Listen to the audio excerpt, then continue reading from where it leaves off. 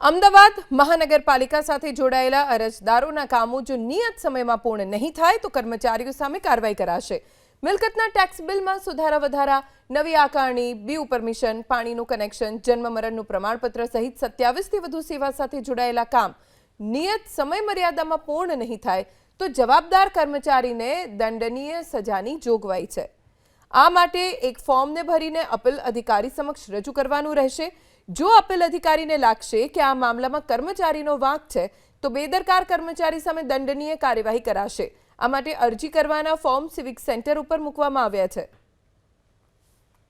Property tax માટે ગયો હતો તો એમનું જયેન્દ્ર બાળા નામ છે, એમનું જયેન્દ્ર વાળા નામ હતું અંદર, તો એમણે મને કીધું તમે અરજી આપો। હવે અરજી આપ્યા પછી મને લેટર પણ આવી ગયો કે તમારી પ્રોસેસ ચાલુ કરી છે।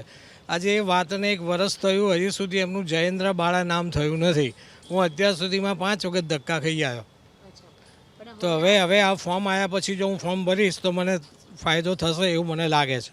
અમુક કામો એવા છે કે મ્યુનિસિપાલિટીના જે ગવર્મેન્ટના જે કામો છે ને બહુ ડિલે થાય છે, બહુ જ, અને કોર્પોરેટરને સાથે લઈને દોડાદોડ કરવા છતાં પણ આ કામ થતું નથી અને હું બહુ હેરાન થઈ ગયો। અત્યારે સુધી મારે પ્રોપર્ટીના કાગળિયા હોવા છતાં પણ મારે પ્રોપર્ટીના કાગળિયાની અંદર એક વખત અરજી કર્યા પછી મને 8 મહિના થઈ ગયા, 8 મહિના થઈ ગયા। 8 મહિના પછી મારું આ કામ ક્લિયર થયું છે।